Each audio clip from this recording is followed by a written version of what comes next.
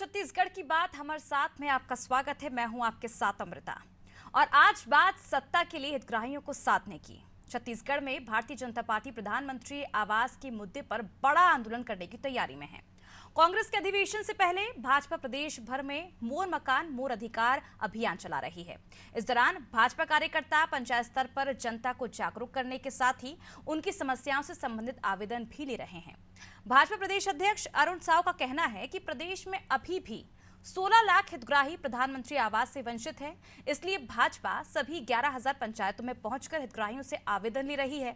उधर कांग्रेस का कहना है कि भाजपा को मोदी सरकार के 8 साल के और रमन सिंह के 15 साल के कार्यकाल का हिसाब भी देना होगा।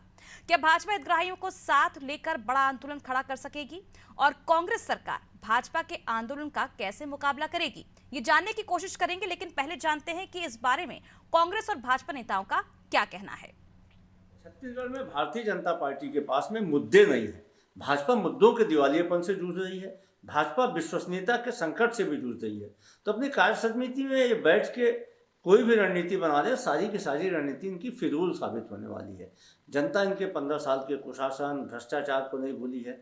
मोदी के द्वारा किए गए जुमलेबाजी को जनता नहीं भूली है। किस प्रकार से 15 लाख हर एक के खाते में आना, 2 करोड़ युवाओं को रोजगार देना, 2022 तक किसानों की आय दोगुनी करना, बहुत हुई महंगाई की मार, अब की बात मोदी सरकार, इन तमाम बातों को भी जनता को इनको जवाब देना होगा। और 15 साल तक जो इन्होंने भ्रष्टाचार वादा खिलाफी कुशासन किया था उसका भी जवाब देना होगा। और उसके बाद जो 4 साल में छत्तीसगढ़ में कांग्रेस की सरकार चल रही है, छत्तीसगढ़ मॉडल है जिसके कारण जनता आज खुशहाल है, उसका इनके पास कोई तोड़ नहीं है। तो इनकी कार्य समिति की बैठक फिजूल साबित होगी।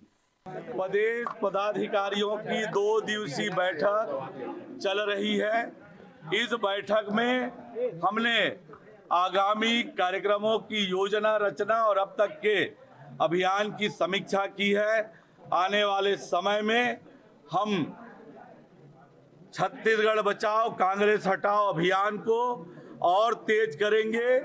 मोर आवास मोर अधिकार इस अभियान को हम आने वाले समय में बचे हुए ग्राम पंचायतों तक लेकर जाएंगे और आने वाले समय में परीक्षा पे चर्चा, G20 ऐसे अनेक विषयों पर आगामी समय में हमारी योजना बनी है। उसे लेकर हम हर मतदान केंद्र तक कार्यकर्ताओं के बीच जनता के बीच जाएंगे और निश्चित रूप से हमने इस बैठक में छत्तीसगढ़ में भारतीय जनता पार्टी को और मजबूत बनाकर मतदान केंद्र स्तर तक जाकर 2023 में छत्तीसगढ़ में कमल खिलाने की तैयारी से हम योजना बनाकर चल रहे हैं। तो देखिए, साफ तौर पर यहाँ पर अब बीजेपी ने ऐसे मुद्दा बनाना शुरू कर दिया और जल्द ही एक बड़ा आंदोलन करने जा रही है। लगातार ये आरोप लगाए जा रहे हैं कि पीएम आवास योजना के तहत जो कांग्रेस है उसने अभी तक उन्हें उनका हक नहीं दिया है। घर जो है वो आधे अधूरे बने पड़े हैं, कई लोगों के पास अब तक तीसरी चौथी किस्त नहीं पहुंची। लगातार इस मुद्दे को लेकर अब एक बीजेपी ने बैठक भी की थी और अब इसे एक बड़ा आंदोलन देने के रूप में भी दिया जा रहा है। फरवरी के पहले या दूसरे सप्ताह में आंदोलन करने की तैयारी में है बीजेपी। चलिए, इस मुद्दे पर चर्चा के लिए हमारे साथ इस वक्त जुड़ चुके हैं विकास बजाज कांग्रेस प्रवक्ता, निश्चय वाजपेयी भाजपा प्रवक्ता, पीसी रथ वरिष्ठ पत्रकार। आप तीनों का बहुत बहुत स्वागत है अनादि टीवी में। विकास जी, सबसे पहले मैं आपसे जानना चाहूंगी, आखिर सीधे साफ तौर पर बीजेपी का यही कहना है 60,000 करोड़ से ऊपर का कर्ज लिया हुआ है कांग्रेस ने, बावजूद इसके अभी तक पीएम आवास योजना के तहत गरीबों को उनका हक नहीं मिल पा रहा है। क्या दिक्कत है? कर्जे की बात अगर है अमृता जी, वहीं से चालू करता हूँ। केंद्र सरकार पे अभी कितना कर्जा, 86% GDP का कर्जा है। अभी जो कर्जा 68 लाख करोड़ था उसको बढ़ा के माननीय मोदी जी की सरकार में 1,30 करोड़ 130 लाख करोड़ से ज्यादा कर्जा हो गया। तो ये कर्जा कहाँ है? कर्जा अगर हम लोगों ने छत्तीसगढ़ सरकार ने माननीय भूपेश बघेल जी की सरकार ने लिया है तो किसानों के हक के लिया है, उनको न्याय देने के लिए।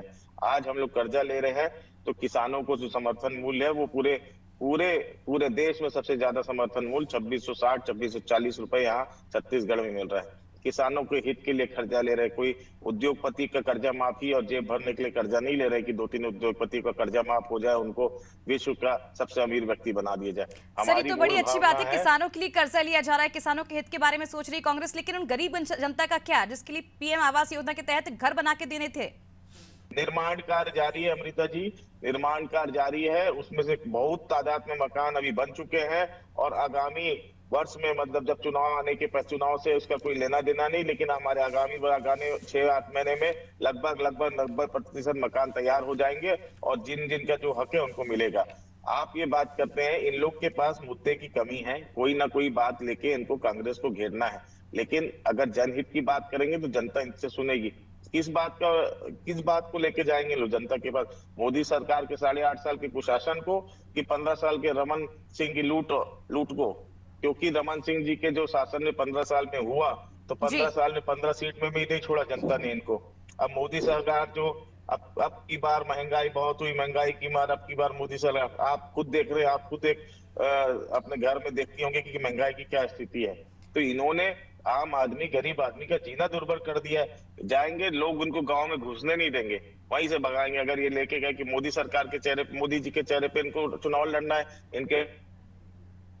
निश्चय जी, क्या कुछ कहना चाहेंगे आप? 15 साल का हिसाब मांग रही है कांग्रेस आपसे। कांग्रेस तो बहुत मजेदार। देखिए क्या है, जब आपके पास कुछ कहने को नहीं होता तो इस तरीके की बातें सुनाई देती हैं। ऐसा लग रहा है जैसे छत्तीसगढ़ में भारतीय जनता पार्टी सरकार में है, कांग्रेस जवाब मांग रही है। बड़ी अजीब स्थिति है। देखिए क्या है, ये भूपेश बघेल जी की 4 साल की सरकार हो गई है, इनके पास गिनाने के लिए कोई उपलब्धियां नहीं। जितने ये जो किसानों की बात कर रहे हैं, मैं आपसे बताऊं कि छत्तीसगढ़ गांव में बसता है, छोटे गरीब किसान जो हैं उनका प्रदेश है छत्तीसगढ़ प्रदेश। छोटे छोटे रकबों के किसान हैं और उन्हीं के मकान बनने थे। ये जो 11 लाख मकान वापस करने का काम भूपेश बघेल की सरकार ने किया है, ये उन्हीं छोटे गरीब किसानों का, ग्रामीण क्षेत्र के किसानों का मकान वापस करने का काम किया। और इस नाम पर किया कि प्रधानमंत्री जी अपना नाम देना चाहते हैं, उस गरीब आदमी का मकान बनाना चाहते हैं। वो माननीय मोदी जी का सपना कि हर गरीब व्यक्ति का पक्का मकान हो और हर व्यक्ति के लिए इस तरीके से हो, इतनी बड़ी संख्या में उन्होंने। चलिए सर, बिल्कुल जिस तरह से आप कह रहे हैं पीएम आवास योजना के तहत जो कांग्रेस है कहीं ना कहीं भ्रष्टाचार कर रही है, गरीबों को उनका हक नहीं दे रहे हैं। चलिए ये जानना चाहूंगी मैं आपसे निश्चय जी, आखिर इस योजना की शुरुआत कब से हुई थी? देखिए वही मैं कह रहा हूँ, ये 2015 से जो योजना शुरू हुई थी। जी, 2015 से योजना शुरू हुई थी। 2015, 16, 17 और 18 उस योजना जब शुरू हुई थी, तब उस वक्त बीजेपी ने कितना काम किया था इस योजना को लेकर? पूरी बात बता रहा हूँ। 6 लाख से अधिक मकान भारतीय जनता पार्टी, 6 लाख से अधिक मकान भारतीय जनता पार्टी की राज्य सरकार जब थी यहाँ पर तो बने थे। इसी प्रधानमंत्री आवास के तहत 6 लाख से अधिक मकान बने थे। लेकिन जब से भूपेश बघेल जी की सरकार आई और जब वो 6 महीने बाद मोदी जी को समर्थन दिया यहाँ की जनता ने कांग्रेस के जीतने के बाद, तो उन्होंने सारे इसका जो उनके दिमाग में बैठ गया कि जो गरीबों के हित का काम करते हैं मोदी जी, तो मोदी जी की पसंदगी बहुत बनी हुई है और उन्होंने गरीबों के 11 लाख मकान वापस करने का काम कर दिया कि ना इनके मकान मैं बनने नहीं दूंगा। इसलिए भारतीय जनता पार्टी ने एक संकल्प लिया है कि जिन गरीबों के मकान बनाने का सपना मोदी जी ने देखा है, जो गरीब भाइयों के जीवन की सबसे बड़ी एक उपलब्धि होती है, एक सपना होता है कि उनका खुद का पक्का मकान हो, उसको भारतीय जनता पार्टी बनाने का काम करेगी। हम लोग गांव में जाकर के आवेदन ले रहे हैं, लोग बहुत त्रस्त है। किसी के प्रिंट तक निकला हुआ मकान है, किसी का आधा अधूरा बना मकान है, किसी का बनना ही शुरू नहीं हुआ। वो सारे के सारे लोग बहुत प्रसन्नता के और उम्मीद के साथ अपना आवेदन दे रहे हैं और भारतीय जनता पार्टी ऐसे सारे गरीब भाइयों का मकान बनाएगी, ऐसे संकल्प के साथ उतरी। जहां तक मुद्दों का सवाल है, मैं आपसे कह दूं कि चूंकि कांग्रेस पार्टी के 4 साल में आप देखेंगे कि जितने भी प्रकार के माफिया हैं, चाहे वो अपराध माफिया हो, चाहे वो रेत माफिया हो, चाहे वो ड्रग्स माफिया हो, चाहे वो आपके अवैध शराब के माफिया हो, जितने माफिया हैं वो ही यहाँ पे काम कर रहे हैं, यही इनकी उपलब्धि है। दूसरी, भ्रष्टाचार के आरोप में मुख्यमंत्री सचिवालय के सारे अधिकारी घेरे में है, संदेह में है और कुछ बहुत प्रमुख लोग जेल में है और बहुत सारे लोग जेल जाने की कतार में हैं। मैं आपसे एक बात बताऊं कि किसानों को लेकर के जो इन्होंने खाद की कालाबाजारी, बारदाने की कालाबाजारी, जो इन्होंने टोकन को लेकर के छोटे किसानों को परेशान करने का काम किया, जो उनके रकबे काटे हैं, उनका ऐसा काम किया है भूपेश बघेल की सरकार ने।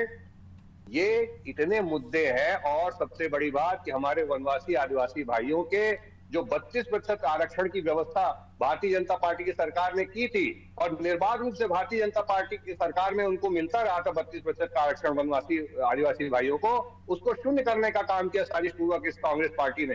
इन्होंने अपने भ्रष्ट अधिकारियों के लिए तो हवाई जहाज से वकील बुलाए करोड़ों रुपया खर्च करके, और वनवासी आदिवासी समाज के केस में इन्होंने उनके वकील खड़े नहीं हुए और एक साजिश रच करके उनका जो आरक्षण खत्म करने का काम किया। ऐसे बहुत सारी बातें हैं। सारे जितने कर्मचारी संघ हैं। पीसी रथ जी, क्या कुछ कहना चाहेंगे आप? आपसे जानना चाहूंगी, जिस तरह से भाजपा ये कह रही है कि उन्होंने अपने कार्यकाल में 6 लाख से ज्यादा आवास बनाकर दिए थे गरीबों को, लेकिन जो कांग्रेस है 11 लाख गरीब परिवार अब इससे वंचित हैं। जी, दोनों राजनीतिक दलों का अब ये चुनावी वर्ष है, तो दोनों अपने अपने मुद्दे की धार तेज कर रहे हैं। दोनों को ये लग रहा है कि किन मुद्दों को लेकर जनता में विश्वसनीयता बढ़ेगी। देखिए, कामकाज का जो 15 साल का टर्न मिला था भाजपा को, वो डॉक्टर रमन सिंह के नेतृत्व में भाजपा ने किया।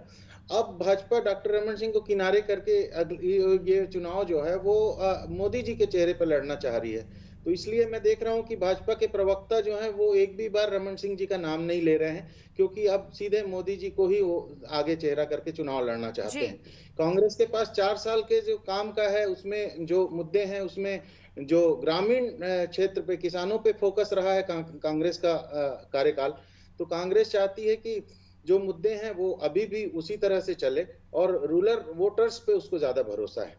अब ये जो सवाल है कि ये प्रधानमंत्री गृह योजना वाला जो सवाल, आवास योजना वाला जो सवाल है, तो उसमें तो सरकार शुरू से ये कहती आ रही है कांग्रेस सरकार की केंद्र कोऑपरेट नहीं कर रही है, केंद्र बहुत सारे मुद्दों पर हमसे जो समय पे फंड देना है वो दे नहीं रही है करके।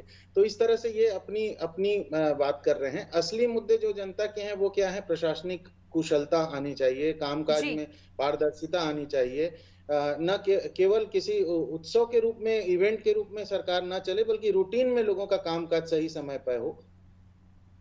बिल्कुल, ये भी आपसे जानना चाहूंगी पीसी रथ जी, जिस तरह से ये लगातार आरोप प्रत्यारोप का दौर शुरू है कांग्रेस बीजेपी की अगर बात की जाए पीएम आवास योजना को लेकर, कहीं ना कहीं ये जो एम था वो पीएम मोदी का था 2022 तक हर गरीब के पास अपना आवास होना, और जिस तरह से लगातार कांग्रेस की ओर से आरोप लगाया जा रहा है कि केंद्र समर्थन नहीं कर रहा है, पैसे नहीं दे रहा है, कहीं ना कहीं ये केंद्र की किरकिरी हो रही है छत्तीसगढ़ में।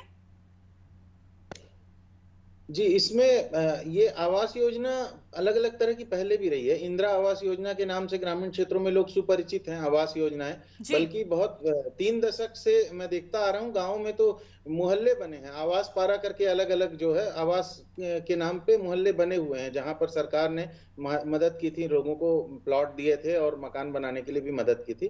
तो ये योजना पुरानी है, उसका नाम बदल बदल के अलग अलग तरीके से आते हैं। तो इस बार जो पीएम आवास योजना का जो दौर चल रहा है 2014-15 से, वो सिलसिला इसीलिए है क्योंकि केंद्र और राज्य दोनों को उसमें अपना अपना शेयर देना होता है। अब उसमें अगर सरकार किसी कारणवश कह रही है कि केंद्र ने हमको चूंकि फंड्स रोक लिए हमारे, क्योंकि जीएसटी लागू होने के बाद सिनेरियो बदल गया है, इस चीज को भी तकनीकी रूप से समझना चाहिए, क्योंकि जीएसटी के पहले राज्य के अपने संसाधन थे और जब से जीएसटी को लागू किया गया है तो राज्य अपने सारे रिसोर्सेज के लिए केंद्र पे डिपेंड हो गई है, क्योंकि टैक्सेस की वसूली केंद्र ही करती है और केंद्र को फिर पैसे देने होते हैं।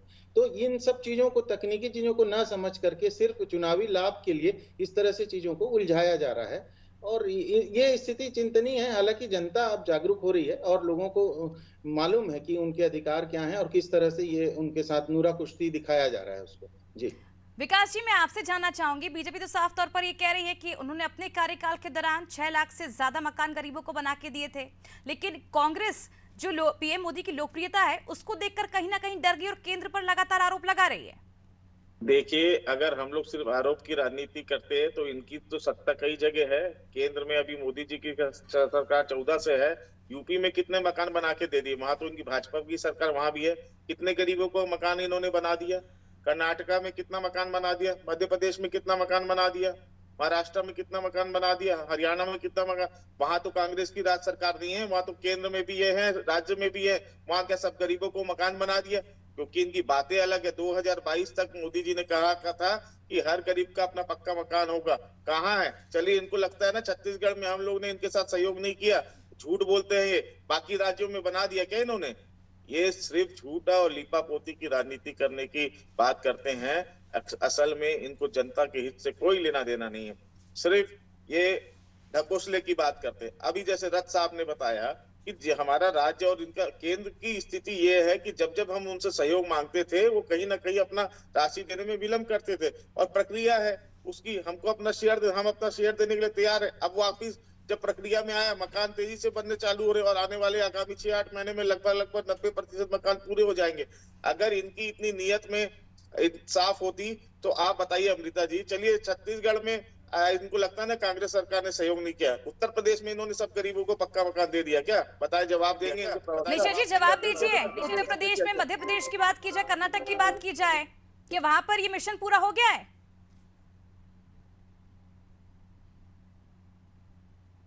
नहीं हुआ है। मेरी आवाज आप तक पहुंच पा रही है?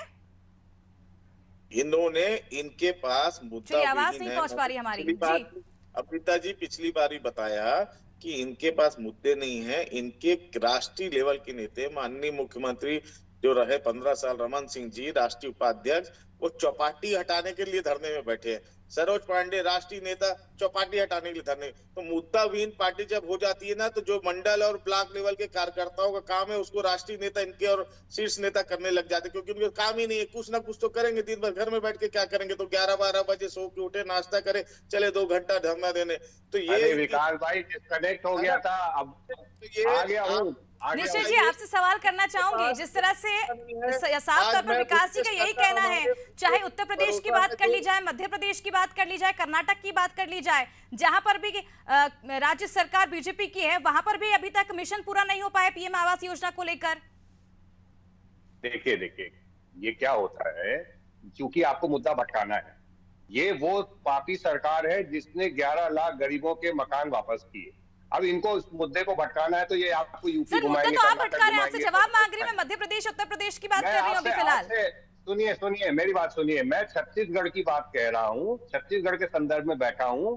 यहाँ पर जो बेचारे गरीब किसान हैं, छोटे रकबे के किसान हैं, उनके मकानों को वापस करने का काम किया। और बाकायदा यही प्रवक्ता लोग यहाँ बैठ करके बोलते थे कि हमको इसमें 40% देना पड़ेगा। हम क्यों देंगे? इसमें प्रधानमंत्री का नाम है, इसमें गरीब आदमी का मकान बन रहा है, हम क्यों देंगे? ऐसा बोलते थे ये आज।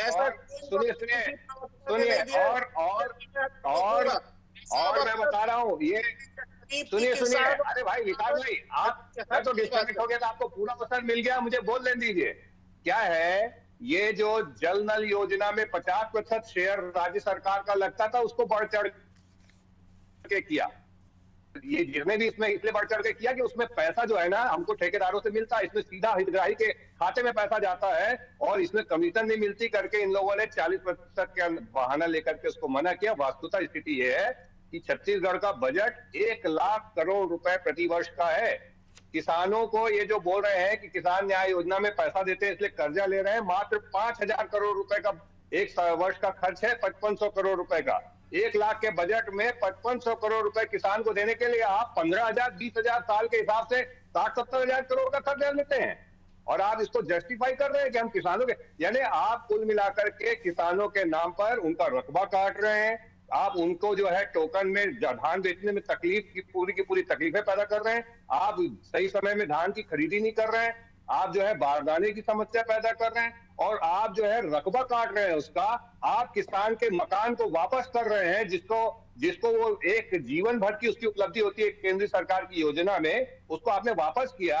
और आप 1 लाख के बजट में 5,500 करोड़ नहीं दे पा रहे हैं उसको आप, और आप कर्जा ले रहे हैं, उसको भी किसान के सिर पर डाल रहे हैं। हम किसानों के कर्जा ले रहे हैं, ये बड़े शर्म की बात है। विकास जी क्या कुछ कहना चाहेंगे, क्योंकि सीएम बघेल कह चुके हैं 800 करोड़ रुपए रिलीज किए गए हैं, बावजूद इसके आरोप लगा लिए जी, आखिर क्या वजह सर? मैं आपका ध्यान एनसीआरबी के आंकड़ों की तरफ आकृष्ट करना चाहता हूँ कि यहाँ पर जिस कदर लॉ एंड ऑर्डर की स्थिति बिगड़ी हुई है, जिस कदर विकास जी बोलिए, क्या कहना चाहते हैं आप? जवाब दीजिए सर। और जिस कदर यहाँ पे महिलाओं से दुराचार का विषय बढ़ा है। निश्चल भाई, निश्चय जी विकास जी को बोलने दीजिए, वो आपको जवाब देंगे, इसका उत्तर देंगे।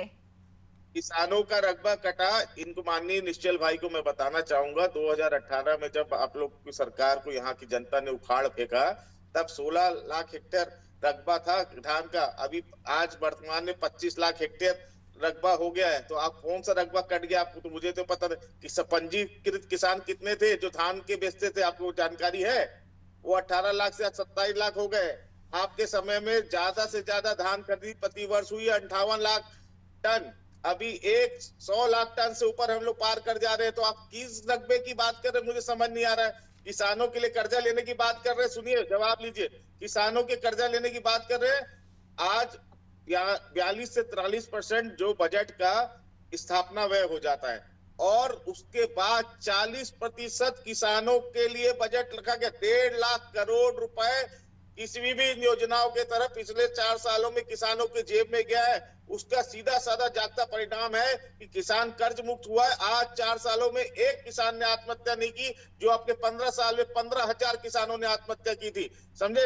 हर प्रतिवर्ष 1,000। गलत आंकड़ा दे रहे हैं विकास भाई, आप आंकड़ा गलत दे रहे हैं। आप किसानों की आत्महत्याओं को विकास जी ये बता दीजिए, आप विकास जी ये बता दीजिए, 800 करोड़ रुपए जब सीएम रिलीज कर चुके हैं, तो बावजूद इसके आखिर घर क्यों नहीं बन पा रहे हैं? अब मैं इसमें एक बात और कहना चाहता हूं। जो आप बोल रहे हैं ना कि किसानों की संख्या बढ़ गई, चलिए गांव होके आते हैं, कौन सा नया आदमी जाकर के खेती कर रहा है? आपके किसानों की संख्या बढ़ कैसे रही? आप तो ऐसे ऐसे नायाब घोटाले करने के तरीके खोज रहे हैं। आप जो बेच रहे हैं ना, सुनिए भाई साहब, विकास भाई साहब, वही लोग खेती कर रहे हैं अभी भी। आप जाइए गांव में और हमारे साथ चलिए। जो पहले खेती करता था, जो पहले खेत में उतरता था और कीचड़ में अपने पांव डाल करके रोपा लगाता था, वही लगा रहा है अभी भी। कोई नया व्यक्ति गांव में आपको किसानी करते नहीं मिल रहा है। लेकिन आप लोग जिस तरीके से रकबा भी काट रहे हैं, जो किसान है उसका आप धान कम कर रहे हैं, और इस तरीके से आप जो आंकड़े पेश करते जा रहे हैं ना। और मैं आपसे एक बात और कहना चाह रहा हूं कि आप जो 1.5 लाख करोड़ की बात करते हैं, तो ये 1.5 लाख करोड़ रुपए में प्रधानमंत्री केंद्र सरकार की तरफ से मिलने वाला पैसा शामिल है। जो समर्थन मूल्य के रूप में मिलता है, उस पैसे को आप अपने में जोड़ रहे हैं, और 1 लाख करोड़ का जो आपका बजट है, उसको आप उसमें से किसानों को पैसा नहीं देना चाहते, उसके नाम पे आप कर्जा लेते हैं। डीएमएफ फंड को लेकर के आपने जिस तरीके की लूट मार मचाई हुई है, जिस तरीके से कलेक्टरों को जेल भेजा गया है, इस तरीके की अनियमितताओं के कारण पहली बार आईएएस अधिकारियों को जेल भेजा जा रहा है। पहली बार इस तरीके से हो रहा है कि मुख्यमंत्री सचिवालय के अधिकारियों को जेल भेजा जा रहा है। पहली बार ऐसा हो रहा है कि केंद्रीय एजेंसियां, जांच एजेंसियां स्पष्ट रूप से बोल रही हैं कि इसमें नकदी लेन देन सीधा अधिकारी कर रहे हैं, मुख्यमंत्री सचिवालय के अधिकारी कर रहे हैं, उनके नजदीकी लोग कर रहे हैं। ऐसा वो लिखित में बोल रही है। रेत को लेकर के, कोयले को लेकर के, बिल्कुल भाजपा के कार्यकाल में कोई भ्रष्टाचार नहीं हुआ था, साफ पाक थी भाजपा की सरकार।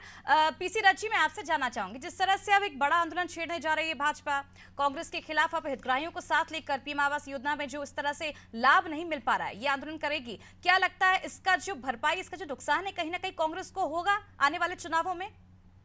ये मैंने शुरू से कहा आपको कि चुनावी मोड में दोनों पार्टियां आ चुकी हैं, तो सिर्फ राजनीतिक तौर पे अपना अस्तित्व बचाए रखने की लड़ाई है ये, और कुछ नहीं है। पिछले जो आंदोलन प्रदर्शन हुए उसमें किसी में भी जनता कनेक्ट नहीं हुई है, क्योंकि जनता से जुड़े बुनियादी मुद्दों पे दोनों को काम ही नहीं करना है। जनता से जुड़े जो बुनियादी मुद्दे हैं, महंगाई से जो जनता त्रस्त है, जो जनता को चीजें तकलीफ दे रही हैं, उन चीजों को लेकर काम नहीं करना है। ये ऐसे मुद्दे हैं जिन मुद्दों को लेकर तथ्य सामने हैं, जैसा कि वो कांग्रेस प्रवक्ता बता ही रहे थे कि धान की खरीदी हर साल बढ़ती जा रही है, धान का रकबा जो दर्ज है, डॉक्यूमेंट्स में दर्ज है, वो बढ़ता जा रहा है लगातार। तो धान के मुद्दे पर ये तो सरासर मतलब सबके सामने सच है ना कि धान की खरीदी हर साल कितने टन बढ़ती जा रही है, लेकिन उस मुद्दे को डाइवर्ट करने की कोशिश हो रही है। क्या है कि आंकड़ों से बचना चाहते हैं। सीएस जो अपराध के आंकड़े हैं, जो अपराध के आंकड़े बता रहे हैं, सीएसआरबी की रिपोर्ट बता रही है, उसमें जो अपराधों में परिस्थितियां हैं, पिछले 15 सालों की परिस्थिति का अगर एनालिसिस करें तो देखें कि किस तरह से क्या था, 10 साल पहले क्या था, आज 4 साल पहले क्या था, और अब क्या है अपराध के आंकड़े। तो उन आंकड़ों को भी, सारे आंकड़े नेट पे उपलब्ध हैं, आप देख सकते हैं जी। सवाल ये नहीं है, सवाल असली बात यह है कि शिक्षा, स्वास्थ्य और रोजगार, ये जो बुनियादी मुद्दे हैं, इन पे क्या होना है, इन पे क्या पिछली सरकारों ने काम किया, इन पे क्या वर्तमान सरकार का फोकस है, इस पे मुद्दे होने चाहिए। लेकिन क्या ये मुद्दे उठते हैं तो भाजपा की केंद्र में सरकार है, तो महंगाई के मुद्दे पर जब भी बात होती है, पेट्रोल डीजल को लेकर के जनता सामने आती है कि जब अंतर्राष्ट्रीय रेट कम है तो हमको क्यों ज्यादा कीमत में खरीदना पड़ रहा है, तो उसका जवाब दे नहीं सकती केंद्र सरकार, और भाजपा को उस मुद्दे पर बोलने में परहेज है। जब बात होती है कि भाई अगर आवास की बात है, तो दूसरे भाजपा शासित राज्यों को जिनको डबल इंजन सरकार कहा जाता है, क्या समझे जो काम कांग्रेस ने किए हैं, क्या उस पर पर्दा डालने की कोशिश की जा रही है भाजपा की ओर से, इसलिए पीएम आवास योजना का मुद्दा उठाया जा रहा है? बहुत जरूरी है, और किसी तरह से मीडिया का सहारा लेकर अपने आंदोलनों में भीड़ लाने की कोशिश हो रही है, क्योंकि जनता इन मुद्दों से जुड़ नहीं रही है। जो प्रदेश में नेतृत्व नहीं दिया गया है, नेतृत्व को अब तक के केंद्र के भरोसे चुनाव लड़ने की बात हो रही है, प्रदेश में नेतृत्व क्यों सामने नहीं आ पा रहा है, ये सब बुनियादी मुद्दे हैं, इनसे बचने की कोशिश है। आप कद्दावर नेता बनने नहीं देते। आदिवासी समाज में आरक्षण को लेकर के जो मुद्दा अभी उठाया गया, उस पर भी मैं कहना चाहता हूं कि आदिवासी समाज अब एकजुट हो रहा है, वो दोनों दलों को छोड़ के अपना सर्वादिवासी समाज अपना कैंडिडेट देना चाहता है। उससे बचने की कोशिश है ये राजनीतिक दलों की, डाइवर्ट करने की। अगर आदिवासी अपना सेपरेट कैंडिडेट विधानसभा में दे देते हैं तो दोनों राजनीतिक दलों का कम से कम 32 सीटों पे असर दिख जाएगा। विकास जी, निश्चय जी, आप दोनों का मैं एक आखिरी रिएक्शन लेना चाहूंगी। क्या समझे कि कांग्रेस की सरकार ने जो काम किए हैं, जो अच्छे काम किए हैं जनता के हित के लिए, कहीं ना कहीं उसको ढांकने का प्रयास किया जा रहा है, जिसके चलते पीएम आवास योजना के तहत आंदोलन करने की बात कर रही है बीजेपी? मैं रज जी की बात से सहमत हूँ।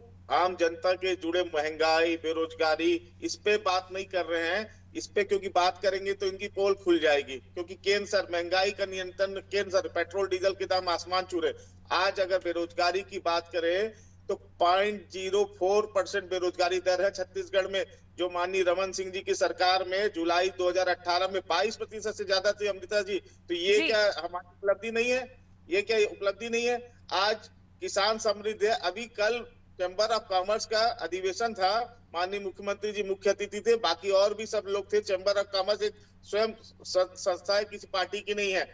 भूरी भूरी एक एक छोटे से बड़ा व्यापारी, चाहे वो कपड़े का हो, चाहे ज्वेलरी का हो, चाहे मोटरसाइकिल का हो, चाहे स्कूटर का हो, चाहे ट्रैक्टर का होगा, बोला बाजार इतना समृद्ध है। पिछले 2 साल जब कोरोना काल में पूरे देश में मंदी की स्थिति रही, छत्तीसगढ़ समृद्ध रहा, क्योंकि आपने खरीदार की जेब में पैसा भरा। आखिरी जो खरीदार है किसान मजदूर के जेब में, क्योंकि किसान मजदूर तो वैसे ही बिल्कुल विकास जी, तमाम मुद्दे हैं जिस पर बातचीत की जा सकती है। गरीबों के हित को लेकर, जनता के हित को लेकर कहीं ना कहीं भाजपा इस पर बात नहीं कर रही, लेकिन जो कार्य कांग्रेस के द्वारा किए जा रहे हैं छत्तीसगढ़ में, जिसमें कहीं ना कहीं सुधार भी देखा जा रहा है पिछले भाजपा के 15 साल की तुलना में अगर बात की जाए, तो कहीं ना कहीं जो 4 साल के कांग्रेस ने काम किया है उसमें कहीं ना कहीं एक अच्छा फीडबैक मिल रहा है, जिससे कहीं ना कहीं बीजेपी को परेशानी हो रही है। चलिए, बहुत बहुत शुक्रिया आप तीनों का हमारे साथ जुड़ने के लिए। तो आपको बता दें, 16 लाख हितग्राही प्रधानमंत्री आवास से वंचित है, इसलिए भाजपा अब सभी 11,000 पंचायतों में पहुंचकर हितग्राहियों से आवेदन ले रही है। उधर कांग्रेस का कहना है कि भाजपा को मोदी सरकार के 8 साल और रमन सिंह के 15 साल के कार्यकाल का हिसाब भी देना होगा। तो देखिए, लगातार हम देख रहे हैं किस तरह से आरोप प्रत्यारोप का दौर शुरू है,